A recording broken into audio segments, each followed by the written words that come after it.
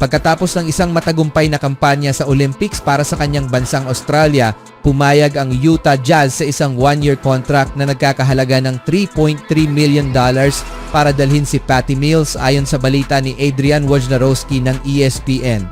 Si Hardy ay naging assistant coach ng Jazz nung si Mills ay kasama pa sa team. Sa puntong ito ng kanyang career, si Mills ay isang malalim na reserve ngunit maaari siyang magbigay ng solidong minuto at kilala siya bilang isang respetadong boses at mentor sa locker room. Noong nakaraang season, naglaro si Mills sa 32 games, lumipat-lipat sa pagitan ng Hawks at Heat at nag-average ng 4 points bawat laro. Iba ang laro ni Mills sa FIBA kung saan nag-average siya ng 16.5 points kada laro habang nakapag-knockdown ng 40% mula sa 3-point range. Habang naglalaro ng higit sa 30 minutes bawat gabi para sa kanyang bansang Australia, ang Boomers ay may 24-point na kalamangan laban sa Serbia sa quarterfinals bago nagpasiklab si Nikola Jokic at nanalo ang Serbia sa overtime 95-90 na nagpadala sa isang mahusay na team ng Australia pauwi na walang medalya. Nandyan si Mills para gabayan ang mga young guards tulad nina George at Collier at ipakita sa pamamagitan ng halimbawa kung paano aalagaan ng isang profesional ang kanyang katawan at maghahanda para sa mga laro. Isang papel na bagay kay Mills na kilala sa kanyang profesionalismo. Sa ibang balita naman, matagal nang ikinukumpara at inihahambing si Trae Young kay Steph Curry, ngunit sa likod ng mga nakasarang pinto, mayroon silang mutual na respeto para sa isa't isa. Sumali si Young kamakailan sa isang episode ng podcast P with Paul George kung saan ikinuwento niya ang kanyang relasyon kay Curry at inilahad pa niya ang isang pagkakataon kung saan ang superstar ng Warriors ay nag-reach out sa kanya nung nasali ang star ng Atlanta Hawks sa ilang trade rumors. Hindi naman niya ako palaging kinokontak, paminsan-minsan lang siya kumokontak at nakikipag-ugnayan, sabi ni Young. Pero naaalala ko noong una akong napasama sa trade block bago ang isang play-in game. Sa tingin ko, mga 2 taon na ang nakalipas at nag-text siya sa akin. Sinabihan akong manatiling nakafocus at huwag magpapadala sa ingay. Paminsan-minsan nagbibigay siya ng kaalaman at payo bilang suporta. Lagi siyang nakakatulong. Inamin din ni Young na matagal na niyang kilala si Brandon Payne, ang trainer ni Curry, at maraming beses na silang nagkasama sa mga workout. Tulad ni Curry, si Young ang naging that dude para sa Hawks. Sa kabila ng pag-a-average ng 25.5 points at 9.5 assists sa kanyang 6 na season career sa Atlanta, hindi gaanong nakausad ang team sa playoffs maliban sa isang mahigpit na pagkatalo sa Eastern Conference Finals noong 2021.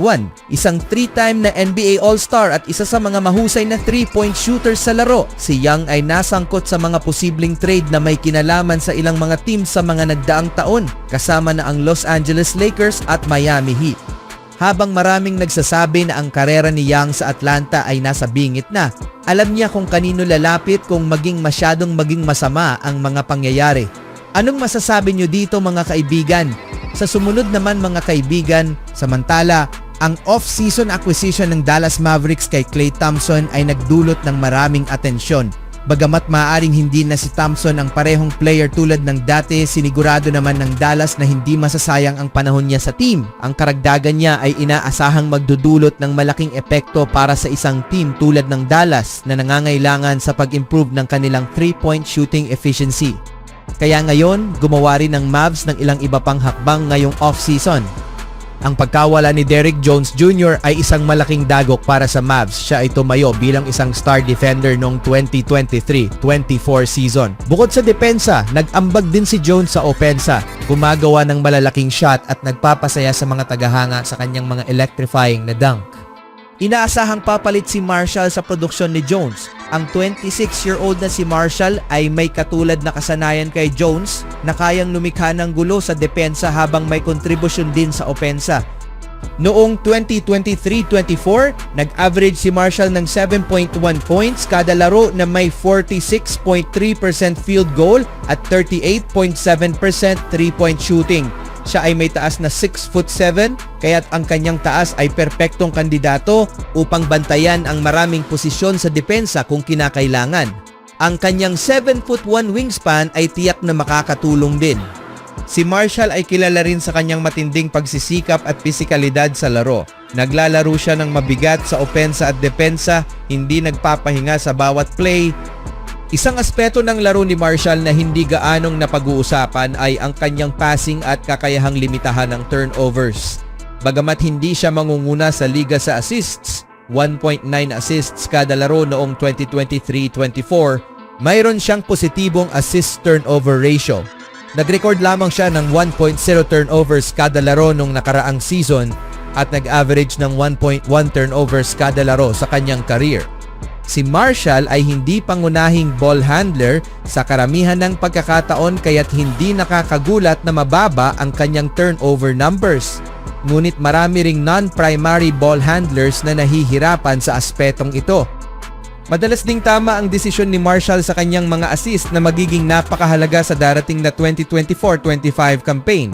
Ano ang posibleng maging limitasyon ni Marshall kasama ang Mavericks? Muli, malamang na hindi magiging all-star si Marshall ngayong season, ngunit anumang bagay ay posible. Inaasahang magiging mahalaga siyang player sa depensa. Matinding dagok sa depensa ng Dallas ang pagkawala ni Jones, kaya't malamang na si Marshall ang papalit sa kanyang papel. Kung kaya niyang mapanatili ang kanyang shooting na higit sa 38% mula sa 3-point range, nasa magandang posisyon ang Mavericks. Kahit na bumaba pa ito sa 35 to 37%, makakatulong pa rin ito sa team. Ang limitasyon ni Marshall sa Mavs ay marahil bilang isang impactful starter, ngunit malamang na magsisimula siya bilang isang mahalagang role player mula sa bench. Sa anumang paraan, tiyak na makikinabang ang Mavericks sa pagdaragdag kay Naji Marshall. Sa ibang balita naman, ang Los Angeles Lakers ay may dalawang bagong karagdagan sa kanilang team. Sa mahigit 2 buwan na lang bago magsimula ang 2024-25 NBA season, naghahanda na ang Lakers na kumpletuhin ang kanilang roster. Sa pagtingin sa kanilang kasalukuyang lineup bago ang dalawang bagong pag-sign, halos pareho pa rin ang roster ng Purple and Gold mula noong nakaraang season. Ang tanging pagkakaiba ay ang pagdagdag ni Bronny James at Dalton Knecht. Mukhang determinado ang Lakers na magdala ng mas batang mga players sa grupo. Kamakailan, pinirmahan nila sina Kelly Kylor mula sa NBA G League at ang bagong college graduate na si Quincy Olivari. Si Kylor na naglaro sa G League ay may 64 na career games na karanasan. Sa loob ng panahong iyon, naglaro siya para sa tatlong team, ang Austin Spurs, Raptors 905 at Maine Celtics. Sa kanyang career sa G League, nag-average si Kylor ng 7.1 points, 5.1 rebounds, 1.1 assists at 1.9 blocks sa loob ng 17.5 minutes sa paglalaro. Nanguna rin siya sa liga sa blocks per game noong 2023-24 season. Hawak din niya ngayon ang record para sa pinakamaraming blocks sa kasaysayan ng Maine Celtics na may kabuuang 105 blocks sa isang season.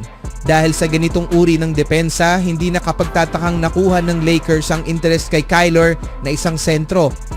Samantala, si Olivari ay naglaro ng karamihan ng kanyang college basketball career sa Xavier. Ang pag-sign niya sa Lakers ay nagmamarka ng simula ng kanyang professional na career sa basketball.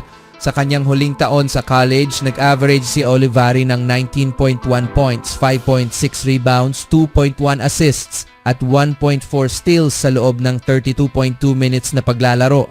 Nagpakita rin siya ng malaking potensyal matapos magtala ng 20 points, 3 rebounds at 1 steal laban sa Chicago Bulls sa kamakailang Summer League. Ano ang masasabi niyo mga kaibigan?